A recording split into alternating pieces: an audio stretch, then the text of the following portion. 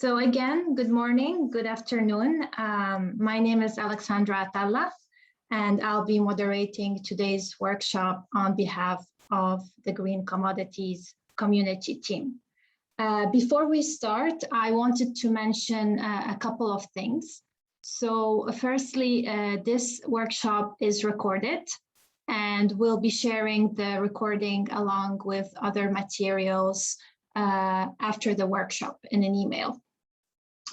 Secondly, throughout the plenary session of this workshop, interpretation from English to Spanish is available.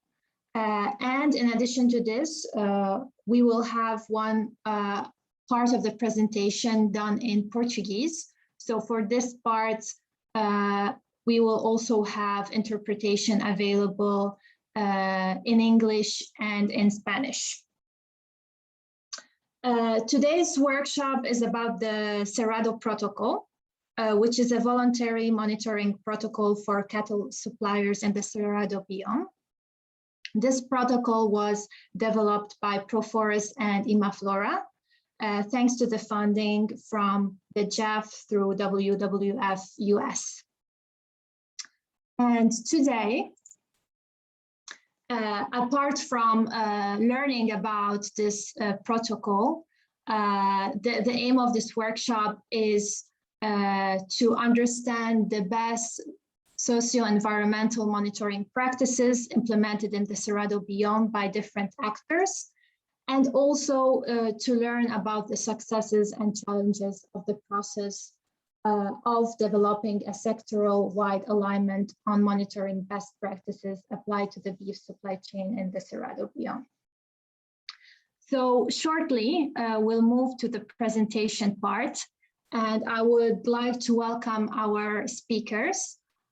So we have with us today Marina Guyot, who's the Senior Project Manager at Proforest, and Lisandro Inacake de Souza, who's the Project Coordinator for the Imaflora agricultural supply chains. So both Lisandro and Marina will present phase 1 and phase 2 of the protocol. This will be followed, of course, by a Q&A session. And following that, we'll move to a breakout discussions where we will jointly discuss strategies to promote buy-in from companies and other stakeholders in voluntary setups. And the last part of the workshop will be for main key takeaways, final comments, and learning poll. So with this and without any further ado, I'll be passing it over first to Lisandro. Lisandro's presentation will be done in Portuguese, just for your information, so you can click on your preferred channel, either English or Spanish, to listen to the interpretation if needed. So over to you, Lisandro. Alexandra, muito obrigado. Bom dia a todos. Eu posso compartilhar minha tela, Alexandra?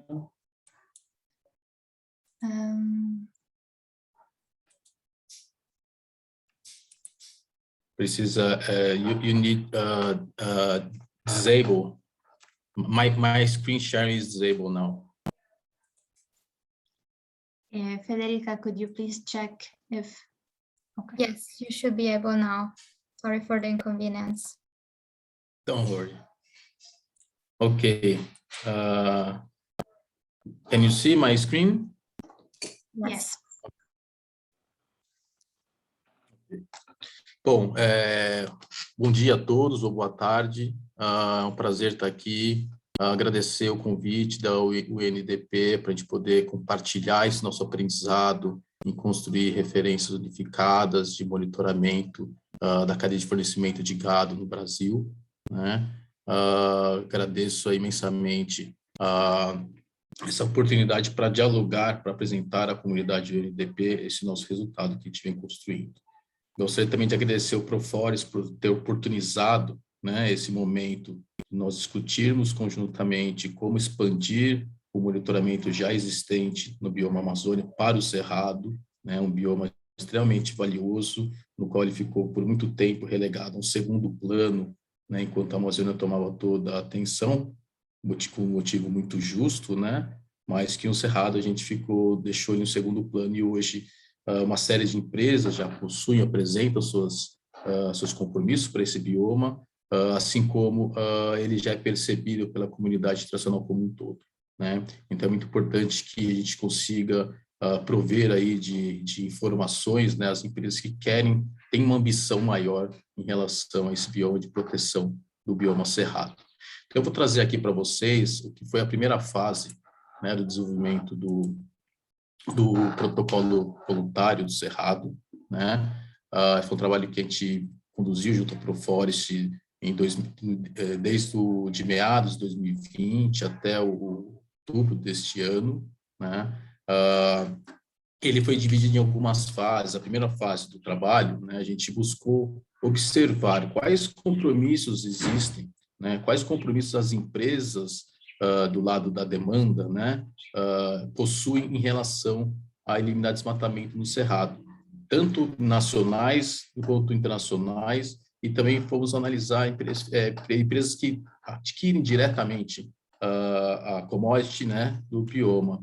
Então, a gente fez primeiro uma análise, né, de documentação, montamos um benchmarking, organizando as informações levantadas para a gente ver qual que é a base de alinhamento, né, as principais características que os compromissos de eliminação do desmatamento no Cerrado apresentam, em termos de formato, de conteúdo, né, datas de corte, quais são as referências que cada compromisso, cada empresa organizou o seu compromisso. Esse foi o primeiro passo, né, porque se a gente vem numa estratégia de buscar alinhamento, unificação de abordagem para facilitar o diálogo ao longo da cadeia, o primeiro passo é compreendermos, então, como é que essas ferramentas, como esses compromissos estão alinhados um ao outro, tá? Tendo isso, né, definido, desenhado, a gente, então, foi construir, de fato, uma proposta de protocolo, né, levando em consideração dois aspectos. Primeiro, como é que na Amazônia o protocolo se organizou, né? Quais eram os parâmetros, as fontes de recurso, as regras de avaliação das fazendas, né? Trazer isso para dentro do protocolo do Cerrado como forma de seguir no mesma abordagem aquilo que já estava sendo feito na Amazônia, porque uma empresa que está originando na Amazônia, muito próxima à fronteira do Cerrado, pode adotar regras similares para fazer análise dos seus fornecedores, né? Quando você coloca na fronteira, esses dois biomas, eles não são tão distintos, né? Então, assim, precisa ter algo que flua de um lado ao outro, de maneira que seja fácil das empresas operacionais e compreender. E o segundo ponto, quais são os recursos disponíveis no Cerrado, né? Até alguns anos atrás, a argumentação era, nós não temos um dado confiável do desmatamento no Cerrado, né? Hoje nós já possuímos, né? Assim como temos o PRODES para a Amazônia, que é um programa aí de eliminação do desmatamento, programa de controle e de monitoramento do governo brasileiro, nós temos o mesmo PRODES para o Cerrado. Então, a gente foi analisar quais informações estão disponíveis, né, que permita a gente fazer a proposição de um protocolo. E aí a gente pode falar das análises de informação geoespacial para analisar o desmatamento, podemos falar da informação relacionada a embargo ambiental, que é um aspecto importante também, que é quando o desmatamento ele foi, de fato, teve uma ação em cima desse desmatamento oficial pelo governo, né? E outras informações, terras indígenas e por aí vai. Então, essas foram as primeiras duas fases, né, que a gente foi estudar, analisar e propor algo para a cadeia. No terceiro momento, né, a gente foi analisar, então, bom, a gente tem esse protocolo, essa proposta desenhada, vamos analisar qual é o impacto que ele gera, de fato, né, quando ele for implementado, né? Quando for fazer esse exercício da implementação, qual que é o resultado que a gente obtém em termos de impacto no setor produtivo, no setor de processamento, né? Então, a gente realizou análises técnicas, né, identificando todas essas finalidades que o protocolo, o monitoramento podia trazer na implementação de uma cadeia de bife, de carne no Cerrado. E aí buscando estabelecer também caminhos, né, técnicos robustos e adequados suficientemente para a implementação dos compromissos dos clientes dos frigoríficos, né? Então, a gente buscou fazer essa análise, trazer informações para cima da mesa, para que a gente pudesse subsidiar uma quarta etapa, que foi a discussão e o ajuste do protocolo com as empresas do lado da demanda, né? E também os frigoríficos, que são quem vai implementar, de fato, esse protocolo. Então, eu vou entrar aqui, vou falar um pouco, brevemente, sobre o impacto, e, na sequência, eu falo de como foi esse processo de consulta que a gente chegou no documento final, que vai ser o subsídio para a fase 2 do projeto. Então, o processo de consulta, só um momento, isso.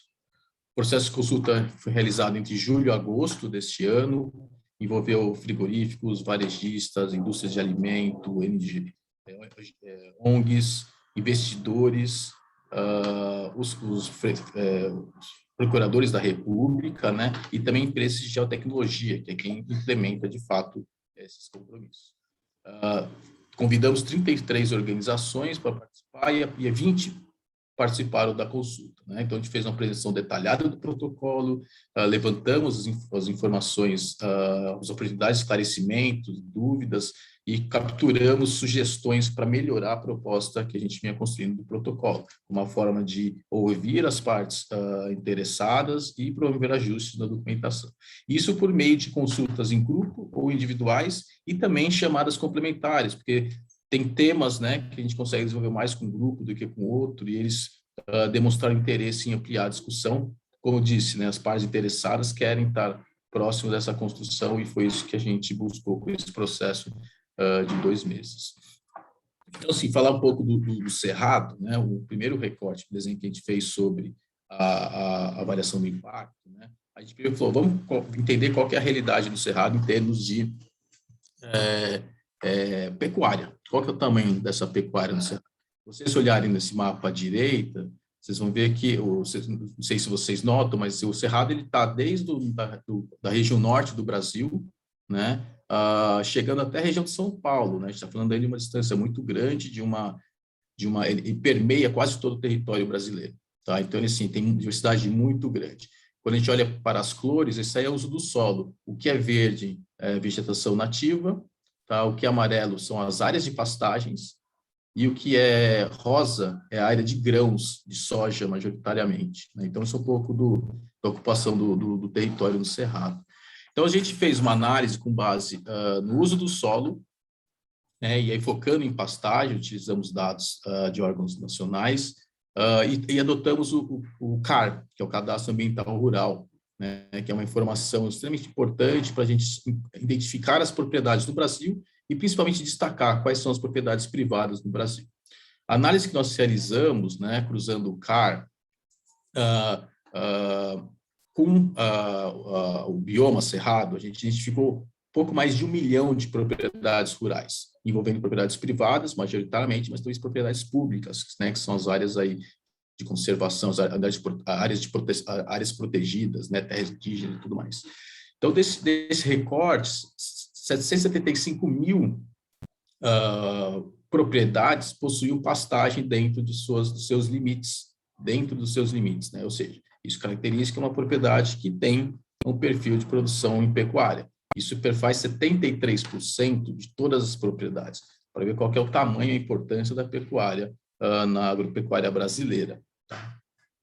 Então, isso aqui a gente dimensionou qual que é o tamanho disso para entender qual que é o impacto gerado.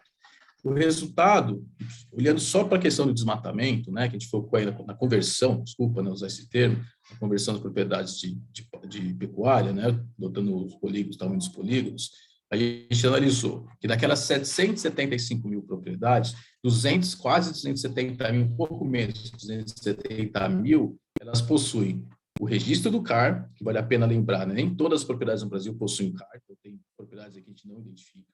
Então, 270 mil possuem registro do CAR, possui pastagem dentro do seu imóvel e possui uma conversão de desmatamento a partir de 1º de agosto de 2008. Né? Então, a gente retroage esse período todo para fazer a análise. Daquelas 775 mil, quase 270 possui um desmatamento.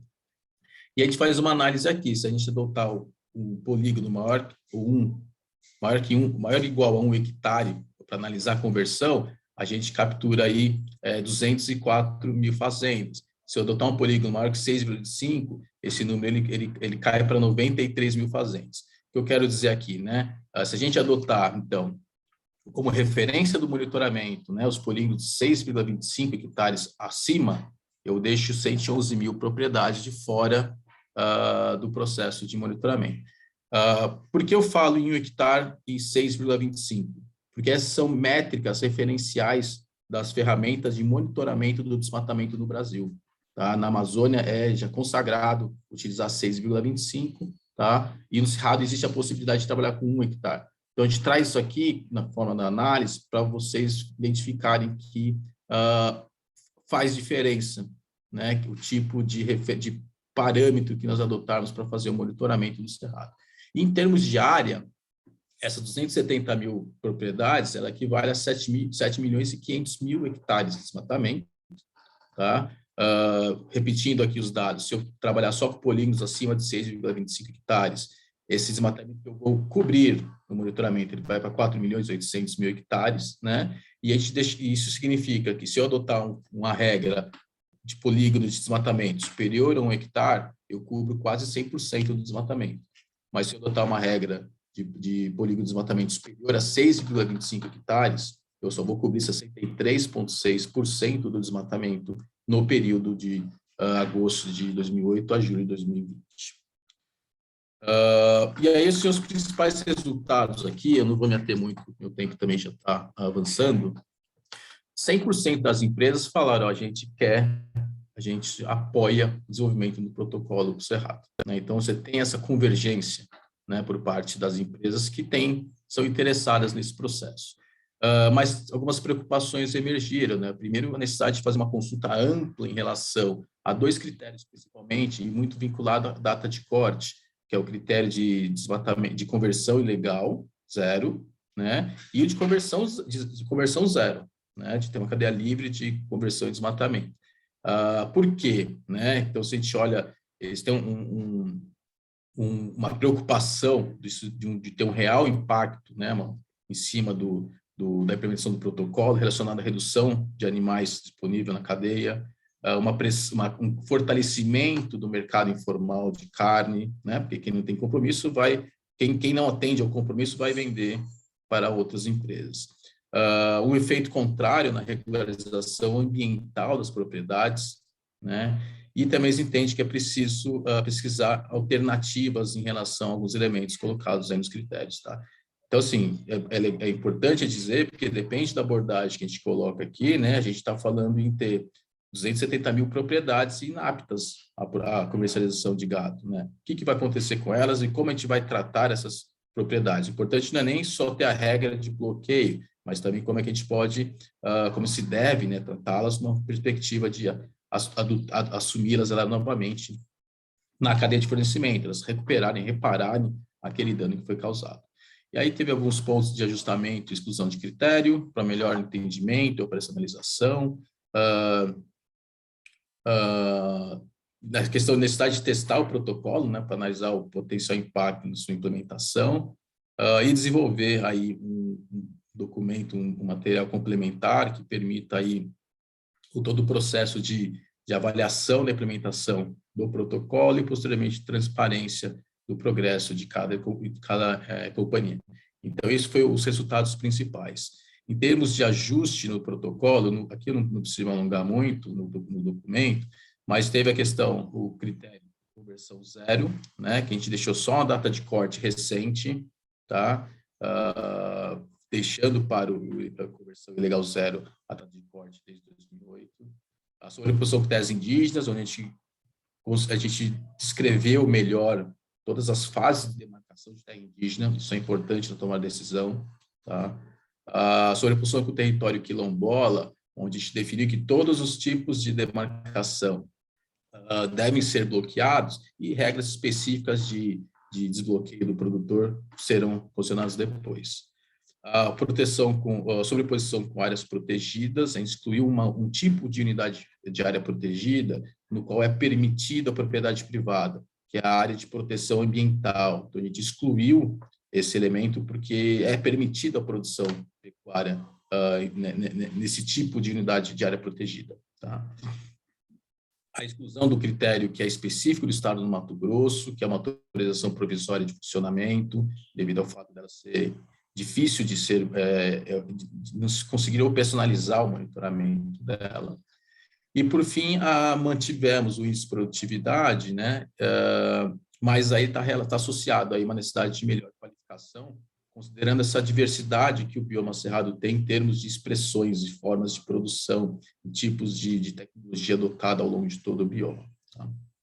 Então, por fim, para finalizar essa primeira parte, né, hoje o protocolo ele tem 6 critérios de monitoramento geoespacial, 2 diretamente relacionados ao desmatamento, que é conversão ilegal de nativa, né, tem a questão da ilegalidade, o outro é livre de conversão e desmatamento, sobreposição com terras indígenas, áreas quilombolas e áreas protegidas, né, são 3 aí de sobreposição com áreas privadas, áreas privadas com áreas públicas, né.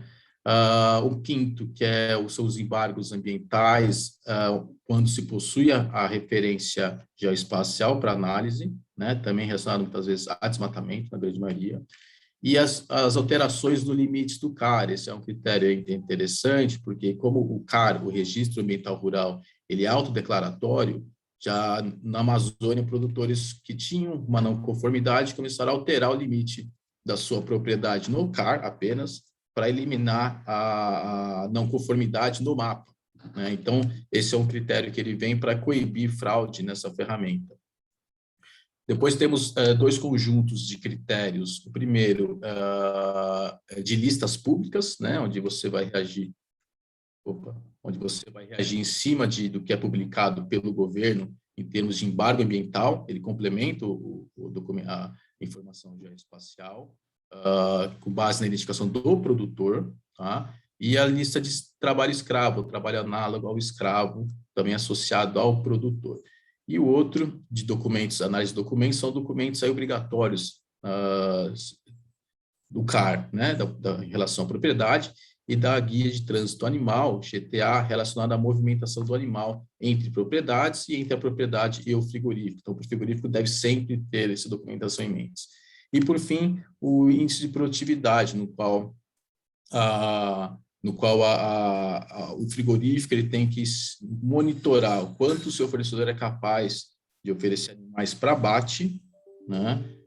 Porque esse é um número muito alto, pode significar que ou ele tem uma alta produtividade porque ele tem algum sistema específico de produção, por exemplo, o confinamento, né, o feedlot, ou ele está o processo que a gente chama de lavagem de gado, né, lavagem ou triangulação de gado de fazendas não conformes por fazendas conformes. Então, esse é um elemento bastante importante do protocolo de monitoramento. Pessoal, acho que era isso que eu tenho para apresentar com vocês. Marina, eu te passo a batuta. Obrigada, Lisandro. Thank you. So thank you, everyone. Nice, good to see you all today. I would like to start thanking UNEDP for the opportunity for being here and to discuss with you, to present the first phase and the second phase. We are, as Lisandro said, finishing, or we have just finished the phase 1, and we are starting the phase 2. And I will share with you what is the aim of this phase and what activities are predicted in this phase. Just to start, we have now this website dedicated to the protocol. This website is where you can find the protocol and several other informations.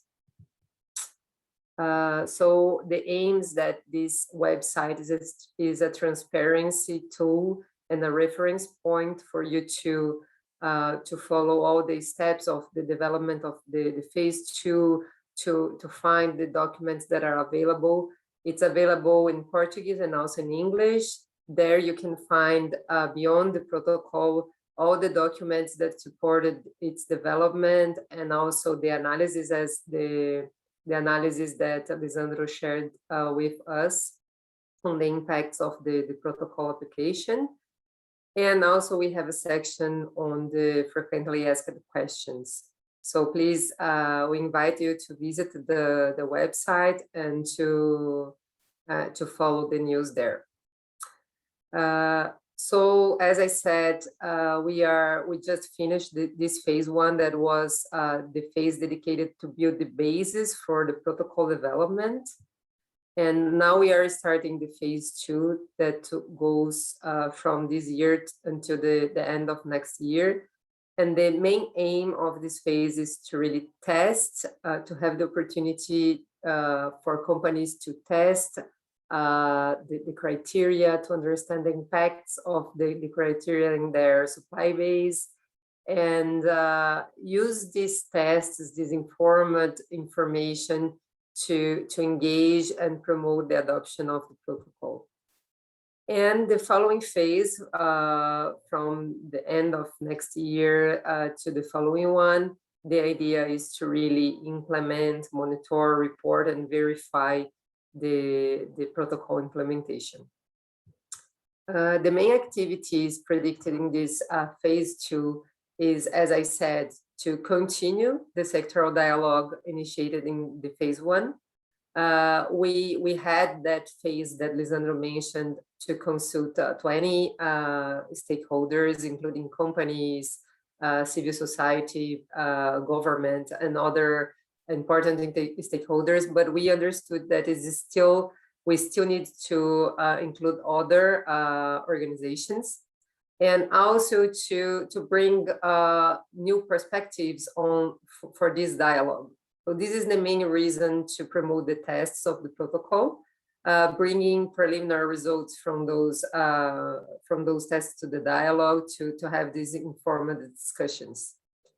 And the idea is to make the necessary adjustments based on these practical cases and the sectoral dialogues to expand the engagement with other organizations, including other organizations from the same categories already consulted, and also to include other categories, to develop a guide to monitor the progress of companies on the adoption of the protocol.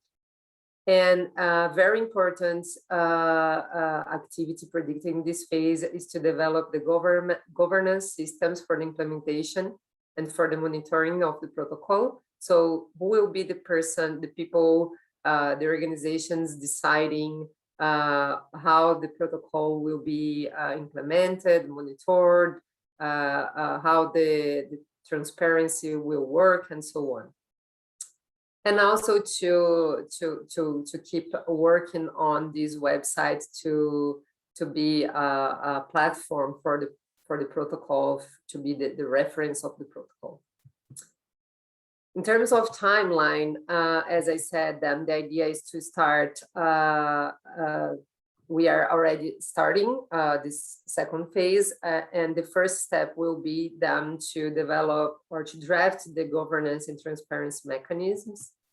While we already started some discussions with some companies to start the piloting of the protocol and to build the scenarios that those companies will pilot. And the idea is that we have from now until the first quarter of next year, this pilot's done.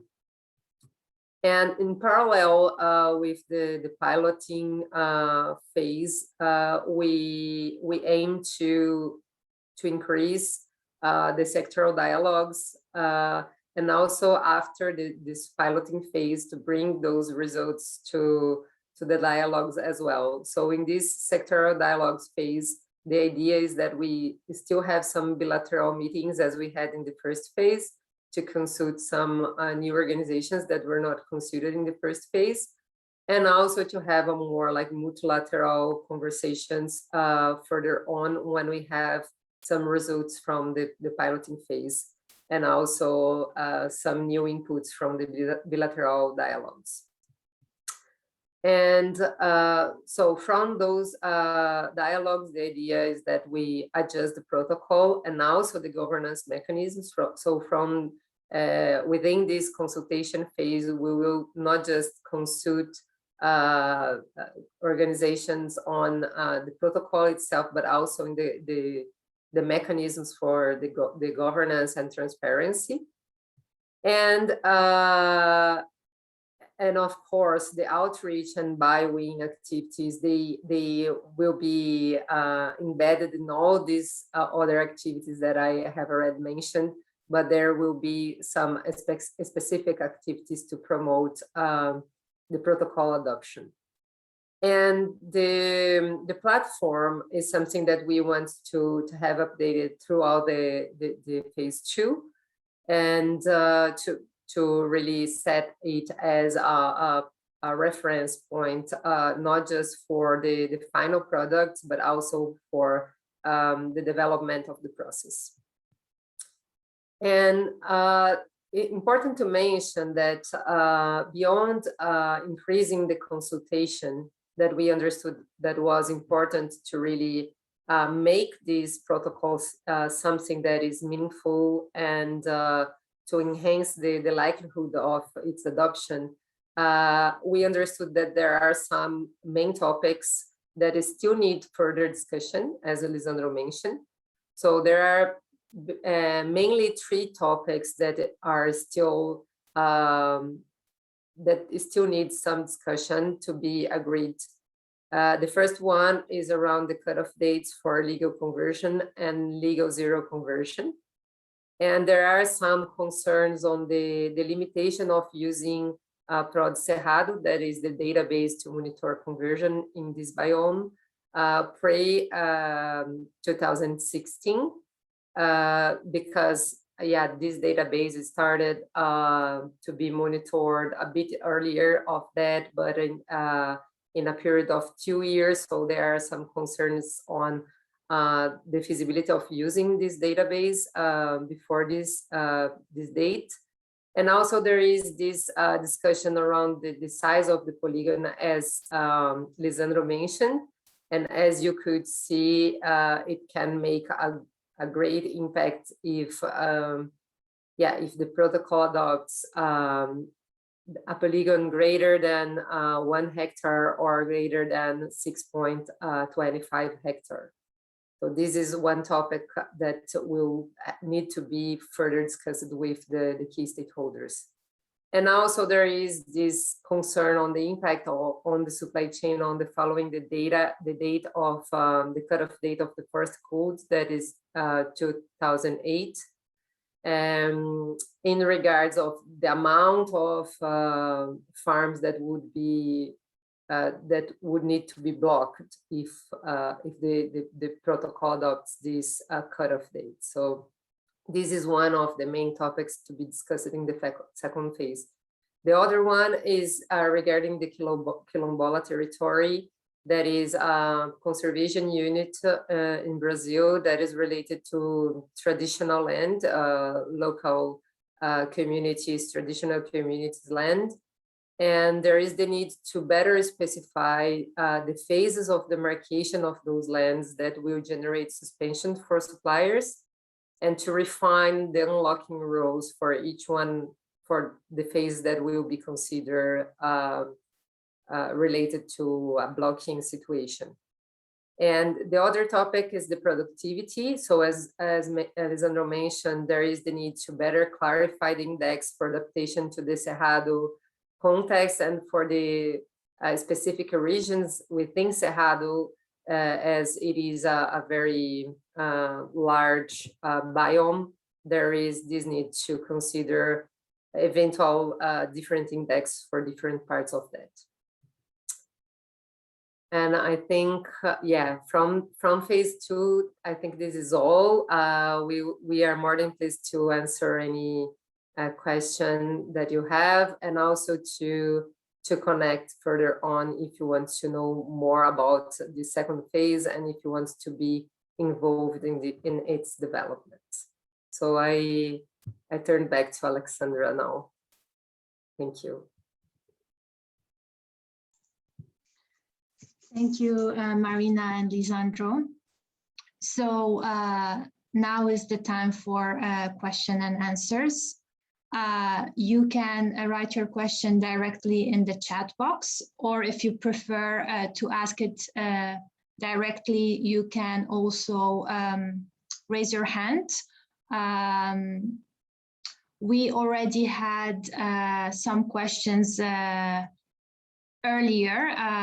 So Pascal was asking about the consensus, gaining consensus among the stakeholders, and which group of stakeholders were arguing the most. And I've seen that Lisandro has responded to this question about not having the total consensus, and this being one of the objectives of the next phase, and also about the group of meat packers being the ones who were arguing the most. If you have any additional questions, please do, just please do type them. And I see there is a question from Sandra. So I'm just gonna read it out. Or unless Sandra, you would like to ask it directly. Yes, thank you, Alexandra. Thank you very much for the presentation. Yeah, I had a couple of questions. One, I was following up with Pascal was actually asking about what kind of approaches or the specific techniques or tools have you used, or are you planning to use, to bring those who are still arguing about the protocol, and as also, to get this consensus, or at least to have most of the stakeholders agreeing with the protocol and applying. And I was wondering if there wasn't any kind of certification or protocol previously to this one. Usually there are international protocols or certifications. So I was wondering if existed one, why it was necessary to develop another one. Thanks.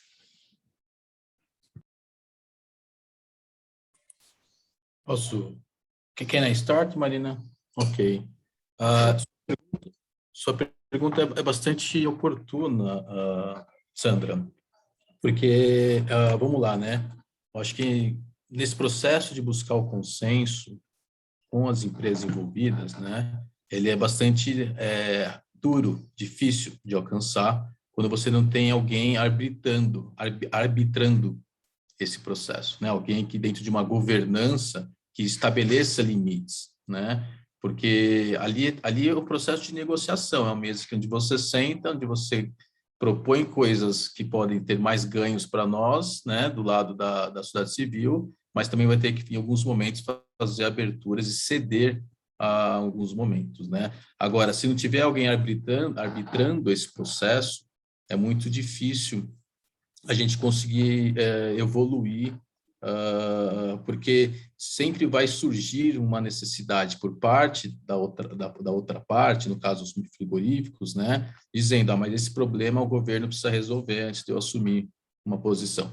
Então é muito delicado esse processo, tanto é que ele leva tempo, né? Eu acho que esse processo da segunda fase agora do projeto, ele é inteligente porque ele dá mais um fôlego para a gente avançar nessa discussão.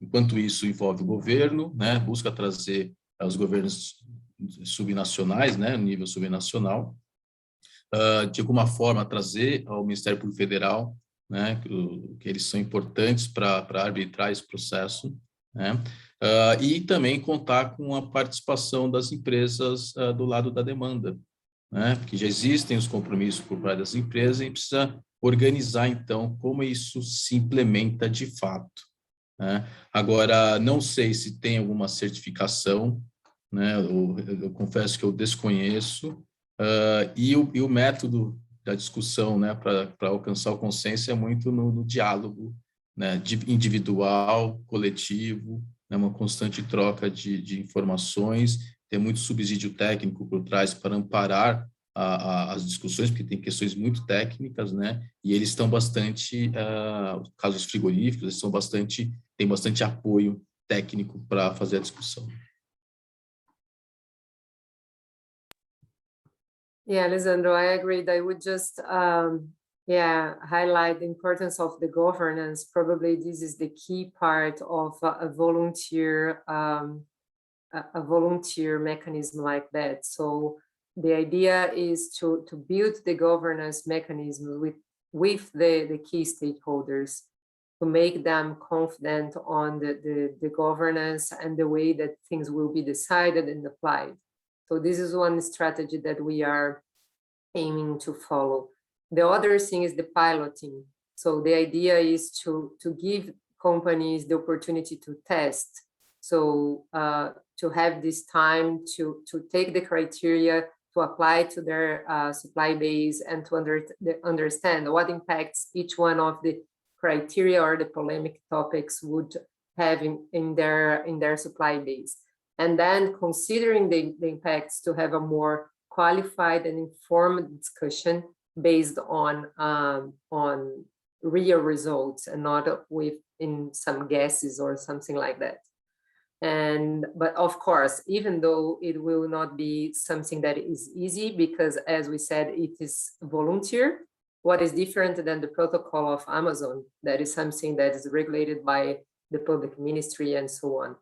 But the idea is to involve more the public ministry in the process, because even if it's volunteer, having this kind of actor in the table make the likelihood of adoption greater.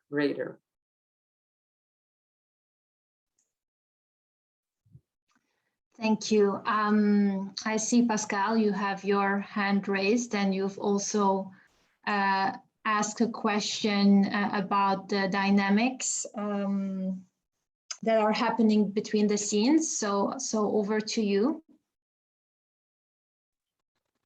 Yes, hi, everybody. Can you hear me? Yeah, thank you. Fascinating work. Really, I'm sure, very complex. As a voluntary processes that has no direct strong involvement of the public sector to enforce, you need to compromise even further. But that's also a positive thing, because you bring people to the table that they would probably not bring for conversation that may just be more difficult. In all this negotiation process, I mean, Sandra was referring to techniques of dealing with power, and conflicts that I think would be very valuable for the team to take on board. But I think the issue also is to understand the hidden forces behind that. You've got meat packers who are arguing against that in favor of where are the influence, the lobbying behind the back door, and how you deal with this. It's utterly complicated. And I'm wondering, I come with a bias of having worked on corruption for many years. And I wonder the extent to which there are some vested interests, hidden interests playing in the background that you don't know, but you have to deal with, and they derail all this negotiation. And I think that's very tricky to map this conflict of interest and this interest, so at least you know where the challenges come from. So, but it's brilliant, very, very exciting work. So thank you.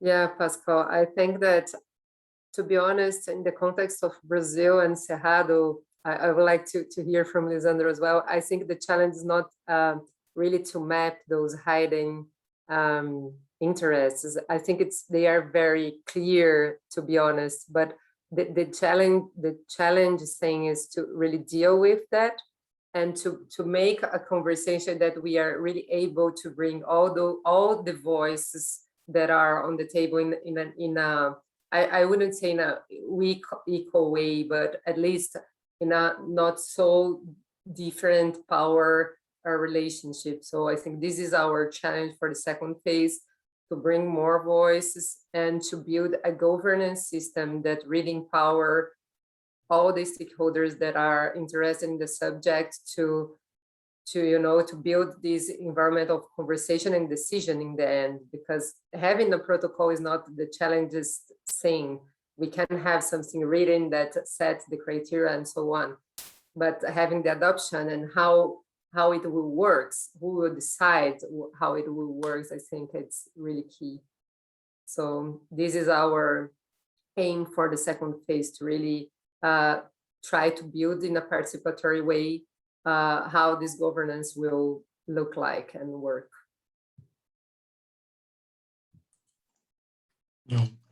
Obrigado pelas suas considerações, Pascal. Eu também vou pela linha que a Marina coloca, né? Eu acho que tem que fazer esse processo, trazer eles para discutir, e até porque eu compreendo, né, que existem essas agendas ocultas, e é o que eu costumo dizer para o pessoal que trabalha comigo, quando a gente vai analisar um critério, uma coisa técnica, né, eles sempre dão um passo atrás e falam, não, eu preciso verificar como é que isso me impacta. Na verdade, o que eles estão fazendo é fazendo uma análise de risco na cadeia deles e vendo quanto está diminuindo o orçamento, o ganho deles, né? Como isso vai impactar no negócio, né? Primeiro ponto é esse. Depois tem a forma de trabalhar de maneira oculta para que as coisas não aconteçam. Isso é muito comum, né? Fazem com que a agenda não avance. A gente percebe bastante isso. Eu acredito que técnicas, sim, podem ser adotadas para a gente conseguir melhorar essa abordagem, mas eu acho que na questão do cerrado, né, as principais empresas, elas tomaram uma decisão e elas vão ter que acompanhar o que vem acontecendo aí no mundo atual, né, de que até 2030 ações efetivas têm que ser tomadas. O próprio Reino Unido já indicou os consumidores de soja, né, do Reino Unido, que em 2025 é o deadline para se implementar ações aí relacionadas à conversão, né? Então, é o momento, eles estão interessados, né? Os principais frigoríficos estão interessados em fazer algo. Agora, então, isso é importante, né? Esse processo, porque eles podem ter um jogo, né, de empurrando para frente a decisão até mais ou menos 2025, no máximo, mas lá é a tomar a decisão final que eles colocaram, né? Eu vejo um cenário que ele é favorável, mesmo que a gente entenda toda essa complexidade de fazer o diálogo com as empresas, principalmente se for de duas partes, sem ter um terceiro ator aí legitimando todo o processo e fazendo com que as coisas de fato se implementem.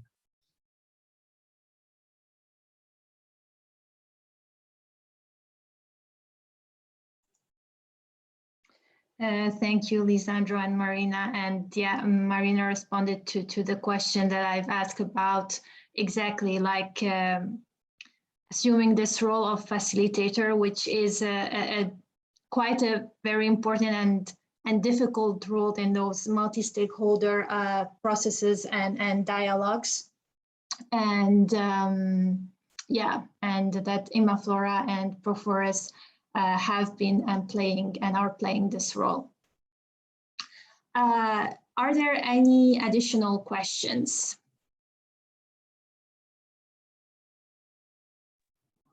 Sandra, Cecilia from Imaflora. I just want to complement something on this discussion, not maybe on corruption, but some challenges of this process. We have the indirect suppliers of cattle. And this is a challenge for monitoring the traceability. And this brings some kind of, I'm not sure of illegality, but it's more difficult to trace back all these cattle. And this is not yet considered in the monitoring protocol. I mean, we are trying to reach first the direct suppliers. And this is an important issue that is always being discussed with the meat packers and also other stakeholders. But I believe the first step is to discuss the direct suppliers, but we are aware that we have maybe some leakage of cattle that goes through this process of the indirect suppliers. Thank you, Cecilia. Sandra, you had an additional question. Over to you. Yes, thank you. Obrigada. I was wondering, I mean, it seems to me that this is a huge effort. I mean, I can imagine how many people and resources are we talking about? If you can provide some information about, how many people in your team, general, the budget, the budget, but in general terms, what are the resources that you need to really to promote an effort of this dimension? So for the first phase, we had this partnership with Imaflora, and we had funds from Jeffy via WWF. And it was like enough resources just to really conduct to run the benchmark, to consult the stakeholders, to develop draft, and also to do some analysis. The size of the team was basically, I would say, 4 people working. But it's important to mention that both Imaflora and Perforest already has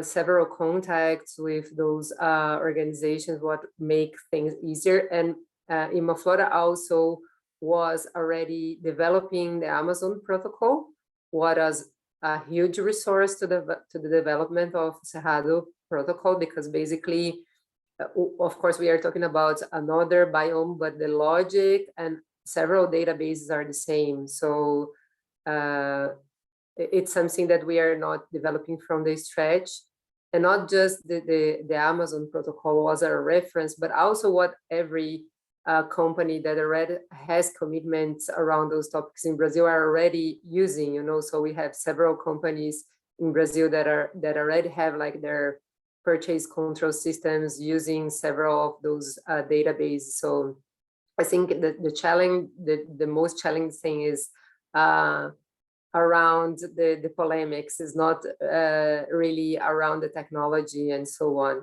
So it's the cutoff dates, the criteria, the reference of productivity and so on that are the key things. But for the second phase, Perforest will have a more, will lead the second phase, and Perforest will provide like a support, because they will focus on the implementation of the Amazon protocol, but they will be together providing their technical inputs and so on. And we will have like a size of a team around the same as the first phase. And for the second phase, we have resources from 2 companies that are supporting the second phase, but we are still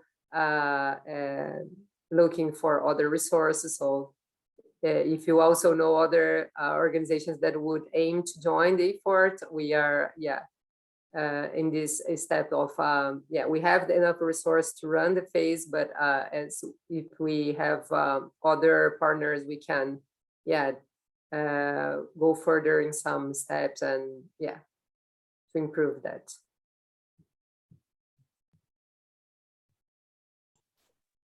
Eu queria fazer um comentário adicional que eu acho que é importante, né? Eu conheço o Perforest trabalhando nessa agenda há mais de 5 anos, né? E lá no começo dessa agenda, que a gente já trabalha em Imaflora já há bastante tempo também, muitas vezes é um esforço que não entra nessa conta da execução hoje, né? Mas esse é um esforço institucional bastante grande para se manter na agenda e aprendendo com essa agenda, né? Então, a gente costuma dizer, hoje, né, a gente contou, desde 2019, a gente contamos com recursos da Fundação Moore, contamos com recursos, e eu pensando na Amazônia, tá? Agenda pecuária, tá? Fundação Moore, a parte de Perforest, Reino Unido, recursos também veio dentro de grants dentro do Brasil, Instituto Clima e Sociedade, né? Então, a gente vai fazendo, conjugando esses recursos para viabilizar uma ação de longo prazo, um programa, né? A gente tem um programa Vision Track, ele existe há 2 anos, e a perspectiva é que seja contínuo, né? Então, assim, acaba envolvendo um recurso significativo, mas não é gigante, né? E a gente, para ter uma ideia, nós temos uma equipe aí de 3 pessoas fixas, mais 4, 5 consultores nos apoiando, né? Mas eu acho que o recurso, o esforço é interessante, porque qualquer processo que a gente vai conduzir, a gente está com toda a sociedade civil no Brasil dialogando, fazendo parte desse esforço. Então, esse é um recurso que não acaba não entrando, né? Mas todos estão disponíveis para fazer o diálogo, né? O mesmo acontece quando a gente envolve aí as próprias empresas, né? Tem os departamentos delas que acabam se interagindo, envolvendo. Então, acaba que todo mundo colocando recurso nesse processo, tá? O nosso time, ele como a gente ele não é grande, mas ele permite com que a agenda rode, a gente circule, né? Que a gente consiga ter o processo caminhando.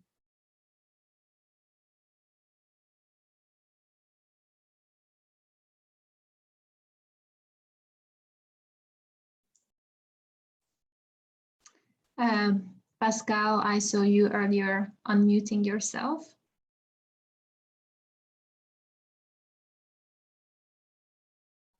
No, Marina has responded to the question. You cannot hear me? Yes, we can hear you. Okay. Yes, Marina is responding to the question that what's next after phase 2? Mm-hmm.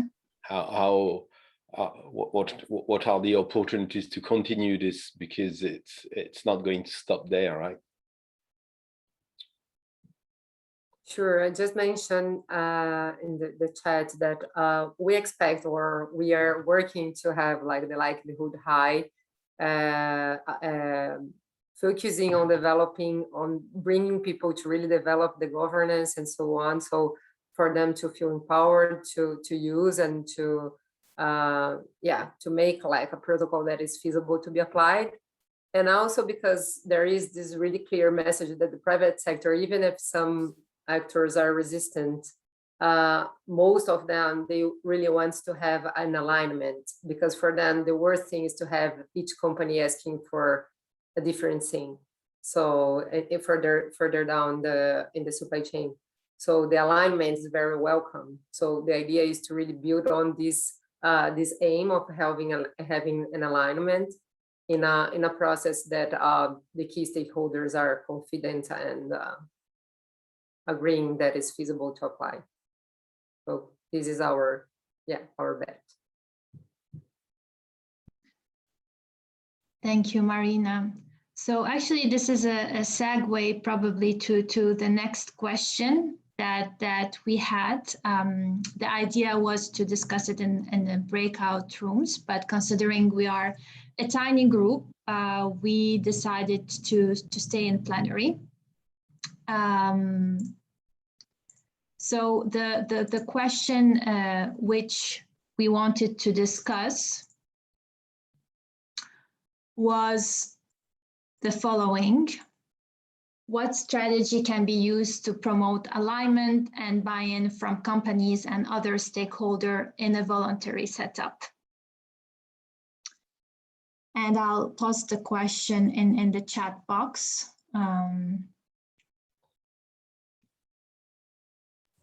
Alexandra, maybe I don't know if we have time, but yeah, it would be very good to know the people that are in the room, and yeah, if you have, because we were already discussing this, I think this question previously in the Q&A section, but yeah, if you could briefly say where are you from, and also if you had any previous experience on working this kind of voluntary setup, and if you could share some thoughts and learnings from your previous experience, it would be very great for our second phase as well.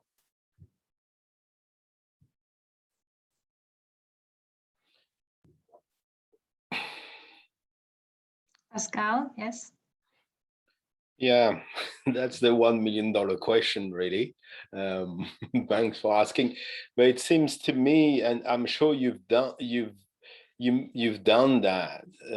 It seems to me that the point of convergence to find an alignment is is important. So what is the point of convergence of the various audiences, the various stakeholder groups?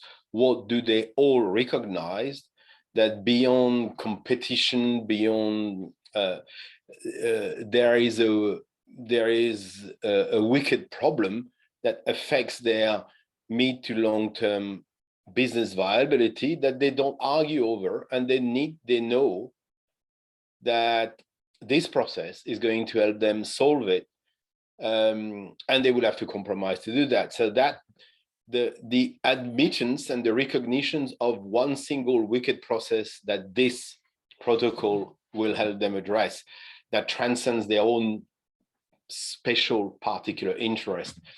Once you found that, I think you have your common ground for continuing the dialogue and looking for alignment and trying to gain more grounds on this. It's easier said than done, but I think it applies to most of these multi-stakeholder processes, you know, and I'm sure you found that probably already.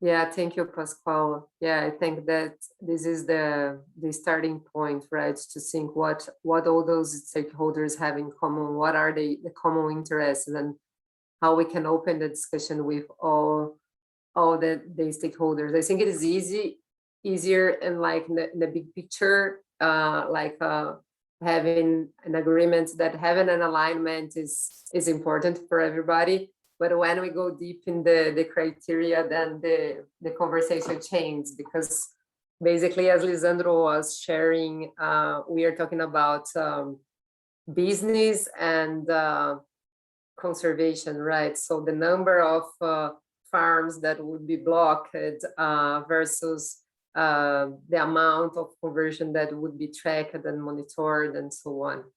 So yeah. But I agree that even to discuss these specific technical issues that in the end are the core of the protocol, having a very consolidated idea on what are the common issues for all stakeholders is the place that we always have to come back to have people progressing on this technical or impact issues of the protocol.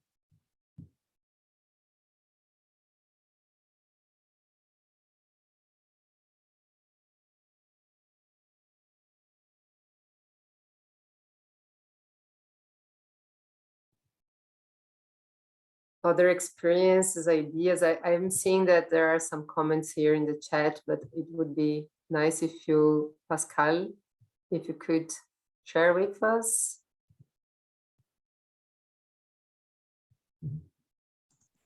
You're on mute, Pascal. Sorry, I clicked, but not strongly enough. So yes, I can share. I'm Pascal and I'm the GTP Global Project Manager. So very nice hearing the update on the protocol. It's really exciting stuff you guys are doing. And I'm just looking at it from the point of view of, okay, what would incentivize the various supply chain actors, you know, to use this voluntary protocol since it's voluntary.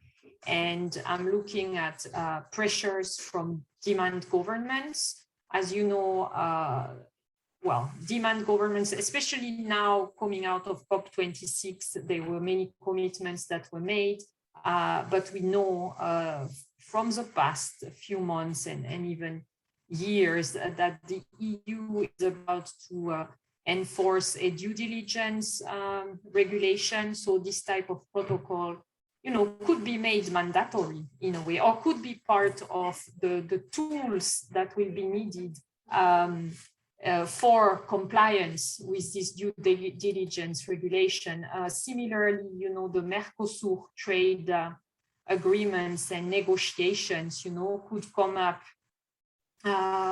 with this type of requirements.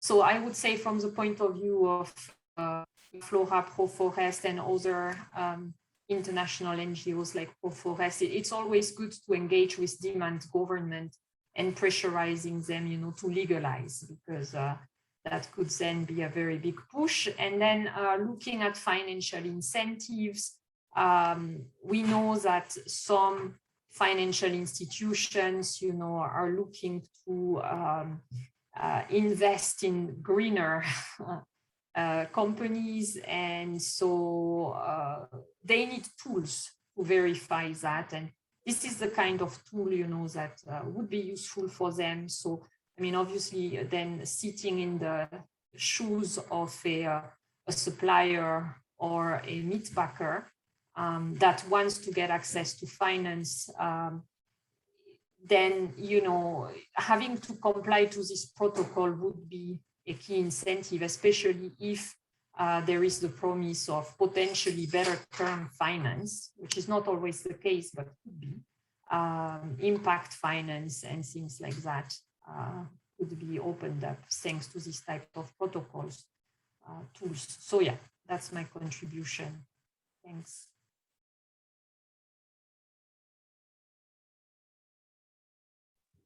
Thank you, Pascal.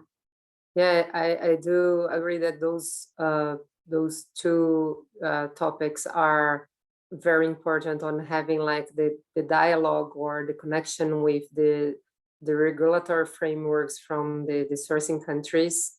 It's something that comes through the sourcing companies, because they are seeking ways to deliver those frameworks or these regulations, and also the incentives, because always the question when we reach like the field is how the producer will be able to deliver those commitments if we are playing in the markets that you have like these more restricted markets, but you also have a large market that is not requesting anything. And on beef in Brazil is it's a big issue, because our main destination of the beef production is our own country, where we don't really have a high expectations from the market. So a signal from the sourcing companies in countries that are keen to source a responsible production might be connected or should be connected with some kind of incentives, right?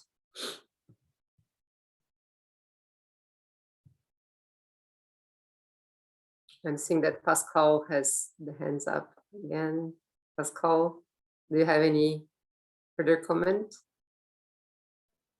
Yeah, but only if no one has. Let's hear from other people first. Yes, I see that we have also Juan with us and Richard. So if you have any comments and would like to contribute, please feel free.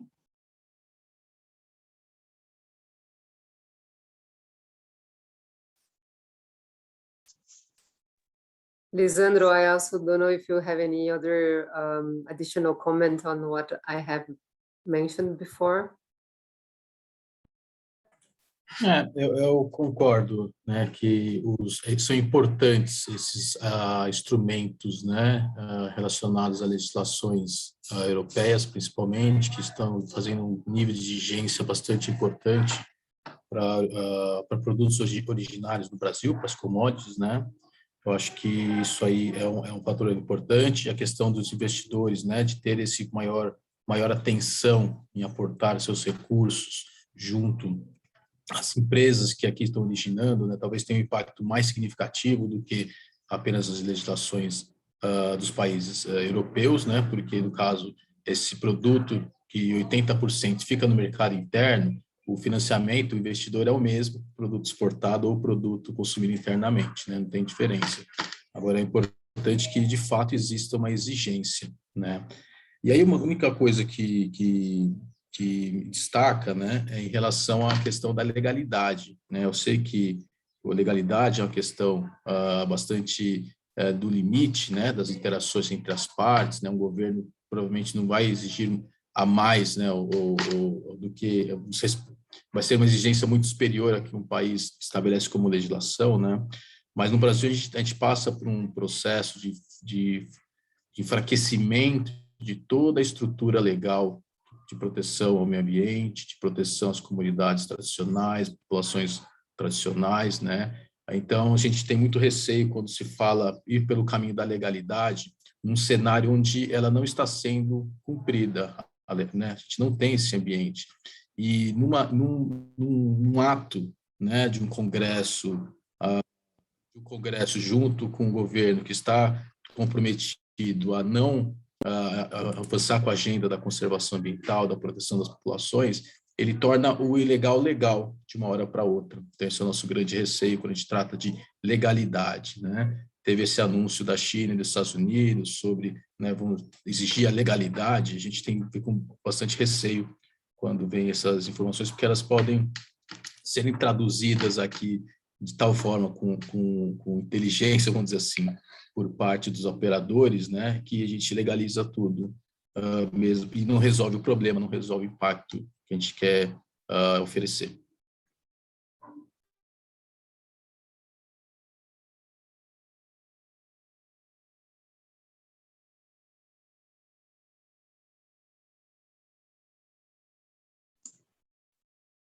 Thank you. Pascal? Yes, I mean, your environment is complex, and it's clear that compliance with a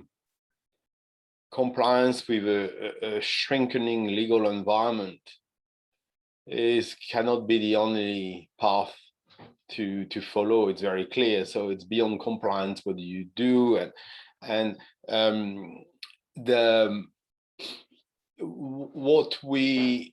what we have learned from the program with processes like that is that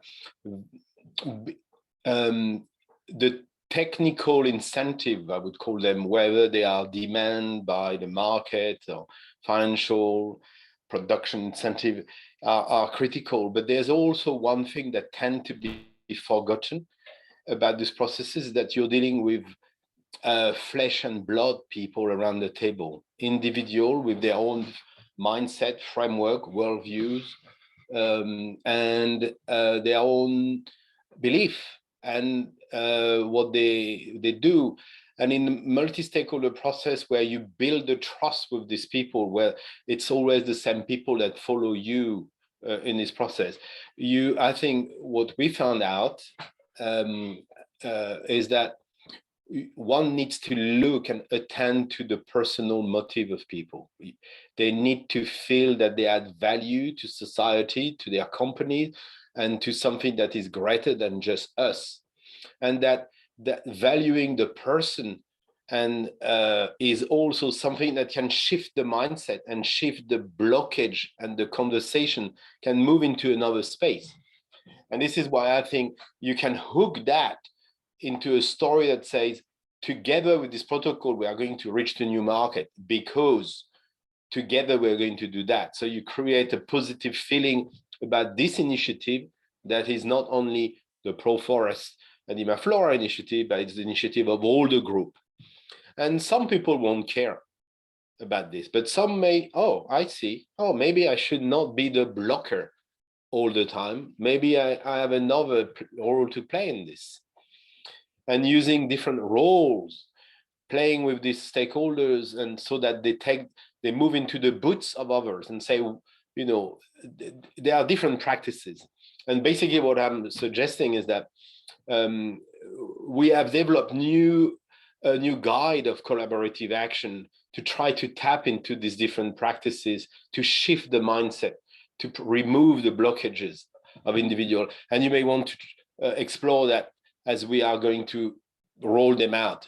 And the reason is because everywhere we realize that ultimately you're dealing with people who make a conscious or unconscious choice to apply their company strategy in a way that is enabling or disabling. And we all make that choice in the way we work.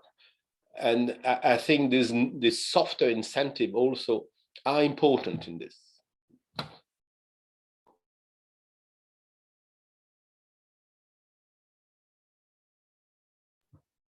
Yeah, totally agree, Pascal. I think it's something that is not always in our in our minds, but of course that people sometimes they are contained by the organization or most of the time, but depending on the organization, there are some flexibility there.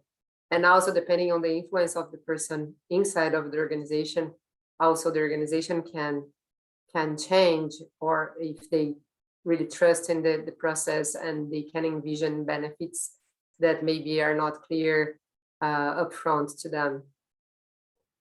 Yeah, Super and important. people are, the loyalty of people to an organization is something that is finite.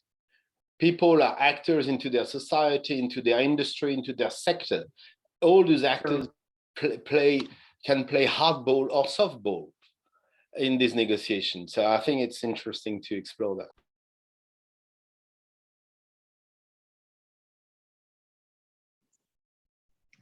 Sandra?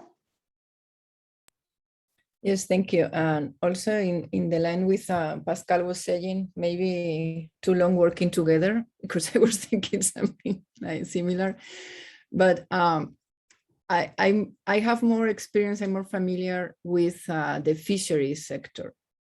But of course, there are a lot of, things that are, common with different commodities. And in the line with Pascal was saying, I also see that there's different stakeholders, they have different positions in the supply chain. And usually what I have seen is that, for example, in the case of, certifications or kind of pre-certification or voluntary protocols for fisheries, they, for example, there is one called Fishery Improvement Projects, which was developed by NGOs and is based on this approach that there is a demand, from international buyers who are, which the source, the seafood, they are buying seafood from developing countries, so they demand to have like a sustainable source of seafood, and this demand is good enough to put a pressure on the governments and on the producer countries. So this is the theory, but then you go to the supply chain, and at the end, what you hear is that the producers, the fishing, the fishers. I'm not sure if in the beef sector in Brazil is the situation, but the fishermen in this case of fishers are like similar to smallholders. So they are the one who have to make all the chains in the water in order to have a sustainable product. And at the end they say, okay, what is the incentive to me?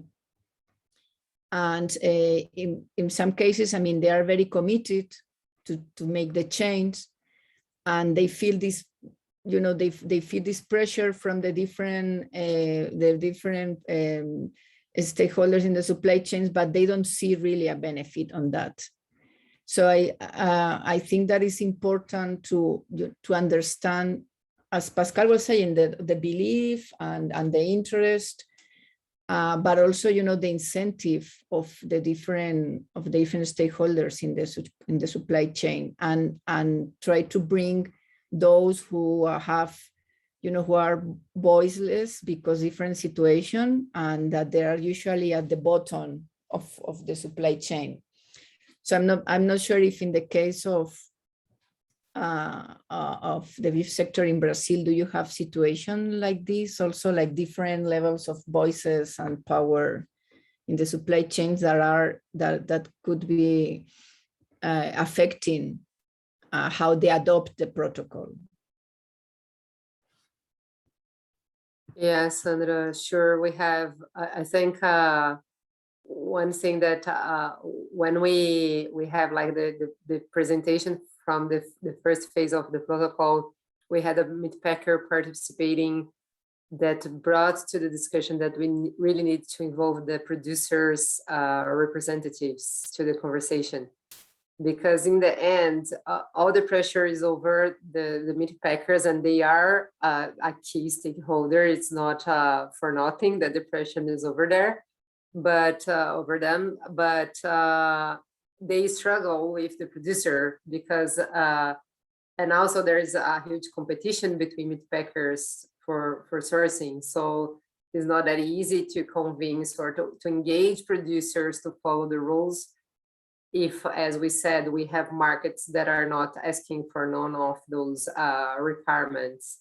But yeah, I would like to maybe Lisandro to comment on that, because they have a huge experience on, yeah, hearing the producer side as well. So, and of course, we have a very high variation when we talk about producer, right? We have the huge ones and the smaller ones. Nós costumamos dizer que o produtor, ele é o último, ele não sabe do que nós estamos tratando. Muitas vezes é assim, discute-se as coisas no nível das empresas, né, define-se os compromissos,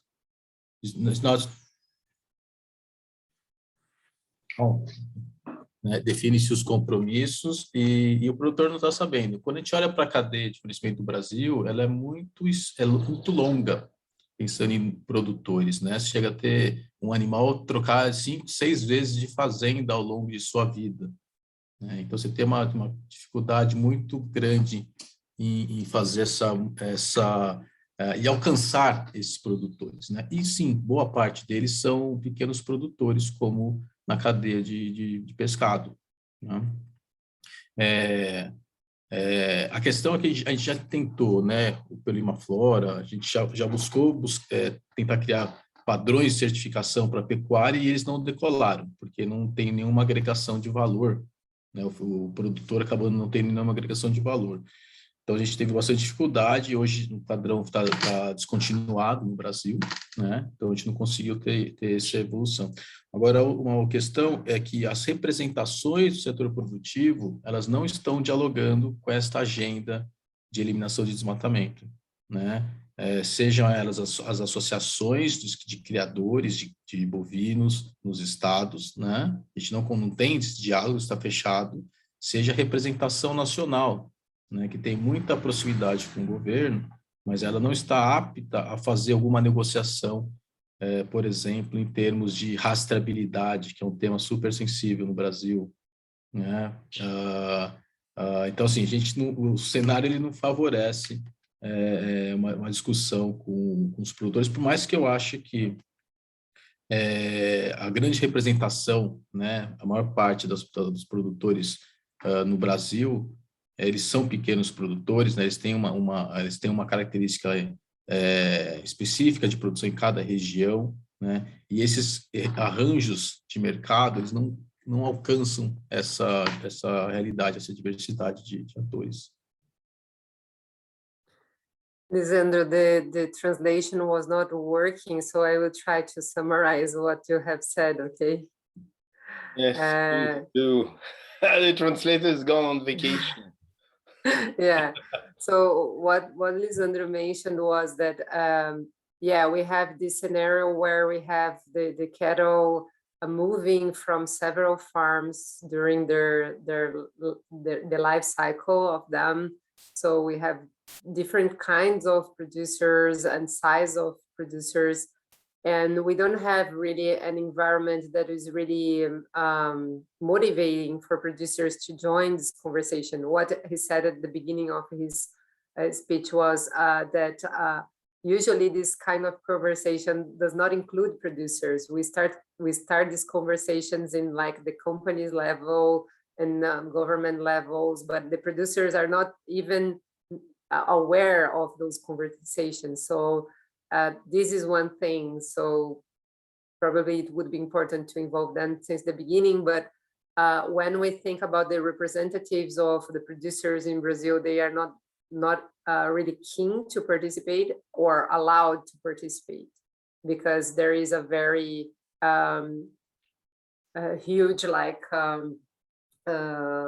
resistance between the sector to even talk about, because when we start the conversation, it might be a signal that you are interested on negotiating something. So it's not really easy to involve this category in those conversations. And he also said that they have tried, Imaflora have tried to set up a certification or a kind of protocol to ensure like the good practices. But because of the way that the market operates, it's not something that really have traction or interest in Brazilian market so far. I hope I summarized well, Lisandro.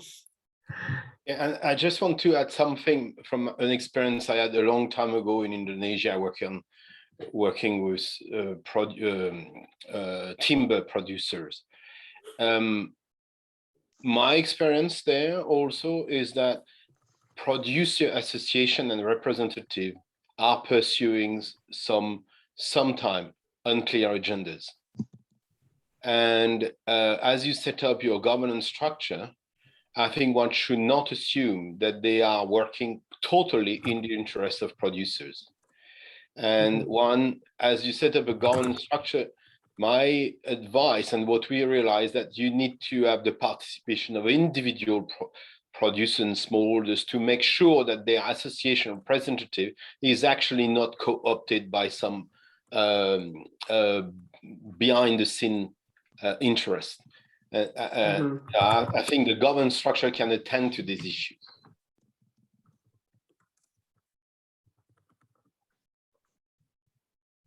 Yeah, Pascal, I do agree. I think it's a good strategy to avoid just focusing on representatives, of course, trying to engage them, but also to have like individual connections could help to overcome those challenges.